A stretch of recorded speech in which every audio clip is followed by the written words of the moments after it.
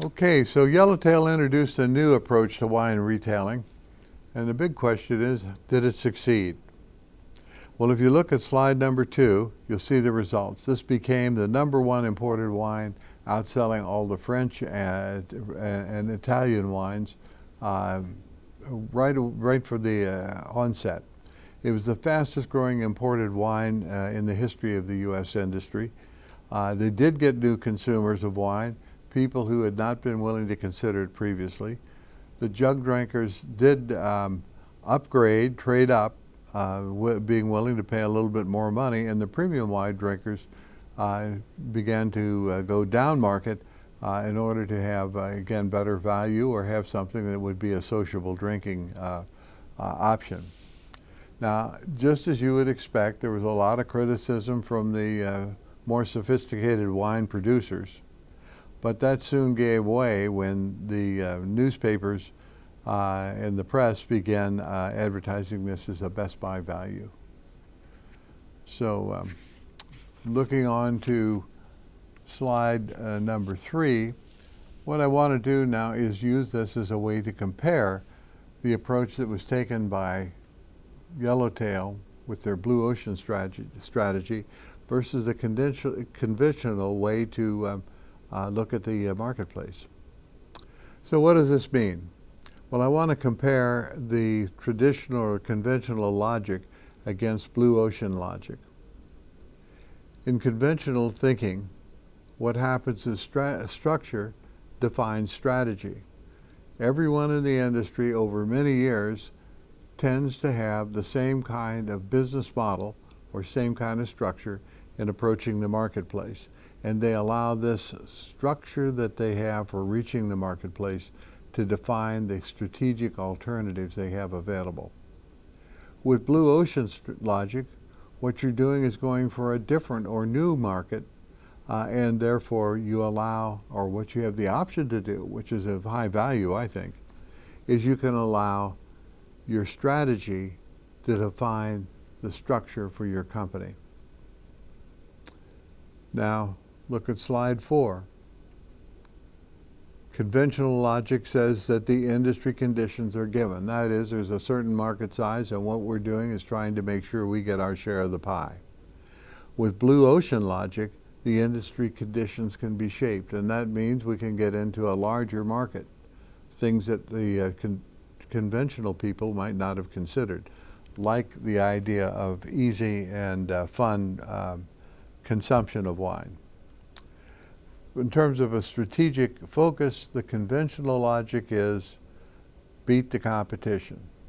And we know that this always ends up as a zero-sum game. With Blue Ocean logic, we can create a quantum leap in the buyer value to dominate the market. And that's what they've done. They've gotten people to come into the market that had not considered it as an option previously. Conventional logic says to customers, what you want to do is retain and expand your market base through segmentation, trying to more finitely define the particular customers you have. And what you do is you think in terms of embracing customer differences. With Blue Ocean logic, you go for the massive buyers, not those who are currently buying, but in a much larger marketplace. And in doing this, you have to be willing to let some existing customers go. And this, we know, is one of the hallmarks of any good strategy, that you will do trade-offs, and that means that there are certain people that you really don't can't service well, and so you don't have a high expectation of getting them as customers. And the Blue Ocean logic also says, rather than just segmenting the market looking for customer differences, what they want to look for, because we're going into a larger market, is customer commonalities. And then on slide 5, continuing this, in terms of conventional logic, the use of assets and capabilities, what the conventional logic does or says is think in terms of the existing assets and capabilities and build on what it has. This, of course, is what Blockbuster did, because they had a very heavy investment in bricks and mortar in their inventory of product. Blue Ocean Logic says, think free from the company's existing assets and ask the question, what will we do if we started anew? Blockbuster should have asked that question, and they might still be around today if they had. Conventional logic says, in terms of product and service offerings, think in terms of products offered by the industry and seek to maximize the value of what is there currently. Blue Ocean says, think in terms of the buyer's solution, even if that transcends the industry, moves you outside of the industry mainstream. Seek to solve the major bottlenecks, and in this case with Blue Ocean, or with Yellowtail, got to make sure I got my colors correctly here. With Yellowtail, the bottleneck was people's fear of looking foolish buying a product that they really didn't understand.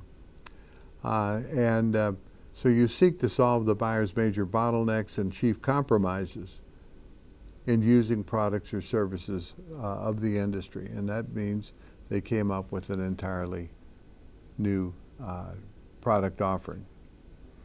Well, on page 6, we raised a question about examining customers and non-customers. One of the hallmarks of Blue Ocean strategy is the ability to bring people into the market who are not currently users of this product category.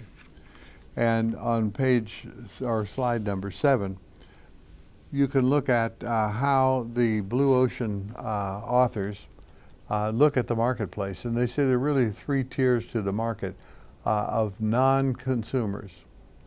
First is soon-to-be non-consumers who are willing to make that leap if they have a little nudge and they're willing to try your product.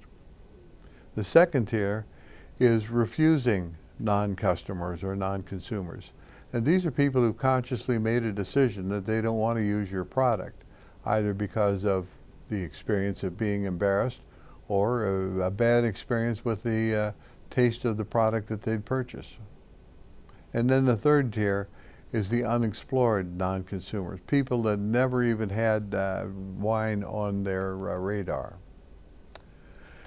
On page 8, you can see visually here how they demonstrate this. In the small circle on the left, it says Red Wine X. Those are the existing wine drinkers, and this is how the conventional wine provider would look at the marketplace, that it's a finite number of people. We've already identified it, and all we need to do is just get our share of that market. Yellowtail looked at taking the next step, which is getting the first tier customers, and these are people that might be wine drinkers already but have never considered something like an inexpensive wine like Yellowtail, and those are the easy ones to move into the market. The second tier are people that are looking for something that's easier to drink and where they can move up market from beer, cocktails, and soft drinks. And then finally, the third tier is the people, as I said, have no interest at all in that kind of a product, and these are anybody who drinks water. Well, on the right-hand side, it shows how Yellowtail approached this market.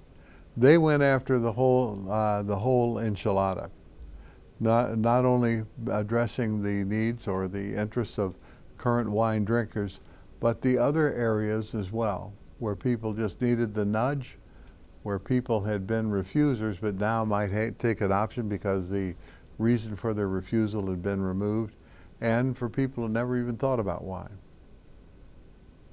Well, that kind of brings us to a conclusion here, and so if you'll move on to slide 9, the question I raise is this a new concept for Blue Ocean? Well, not really. If you go back and look at the man on the left, that's Henry Ford. And what he did was enter a market that was made up of expensive coaches for wealthy people, where an automobile might cost $10,000. And he saw an opportunity for moving in a different direction and coming up with a car that he believed he could sell a lot of if he could get the price down to $300 a piece. And of course, he revolutionized the and created the whole industry, ending up with approximately 50% of the market share going into the 1920s. But then the man on the right came into the picture, and that's Alfred Sloan. He was with General Motors, and by the late 1920s, he saw an opportunity to move the market in a different direction by offering credit buying. Previously, a company like Ford would allow a customer to make deposits, build up an account that they could then convert into the automobile when the account got large enough, and be able to have their car. Ford was a devout Baptist, and he didn't believe in offering having debt or causing people to have to pay interest. And so he would not offer credit purchasing. In between the late 1920s and say about 1935, the position of Ford, which had had 50% versus all the other guys at about 20%, flipped over, where Ford was down to 20% of the total market and General Motors was at 50%. So there's always opportunities, and then if you look at the last slide, nothing lasts forever. It'll take a while, but if you've got a good strategy to reach the market in a new way, you can be assured that other people are going to come along and try and unseat you and duplicate what you're trying to do as well. So there's my thoughts on Blue Ocean strategy, and thank you.